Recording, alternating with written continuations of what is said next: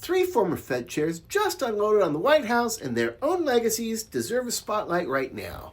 You know it's chaotic when Ellen Greenspan, Ben Bernanke, and Janet Yellen walk into the same editorial, and instead of a joke, they fire a warning shot at the White House.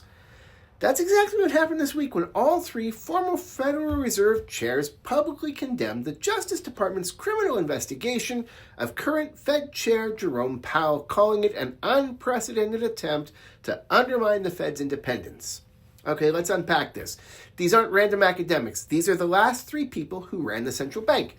Greenspan was known for the Fed put, a philosophy of backstopping markets so much that it arguably helped create the asset bubbles that later required Bernanke's massive quantitative easing after the financial crisis. Bernanke then doubled down on unconventional stimulus, expanding the central bank's footprint in markets more than any chair before him, an approach that left long debates about inflation, asset prices, and moral hazard in its wake. And Yellen presided over years of ultra-loose policy that some critics said fueled everything bubbles, with reverberations still felt in markets and valuations today. Put them all together, and what you have is a trio of architects whose policy decisions helped shape the modern Fed into a powerful, politically insulated institution. Now they're warning that the Trump administration's legal pressure on Powell tied to renovation probe is the kind of political interference usually seen in emerging markets with weak institutions. That's not mild language. That's saying this is not normal, this is dangerous. And remember the context.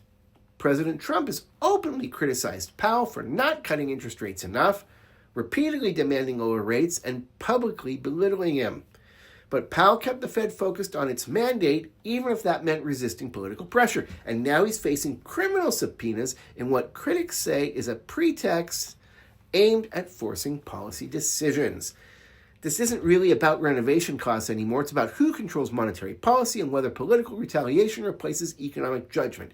If presidents could legally strawman the Fed this way, we wouldn't have independent monetary policy. We'd have political monetary policy, and history shows that's how you get inflation spikes, currency instability, and boom-bust cycles that punish everyday people.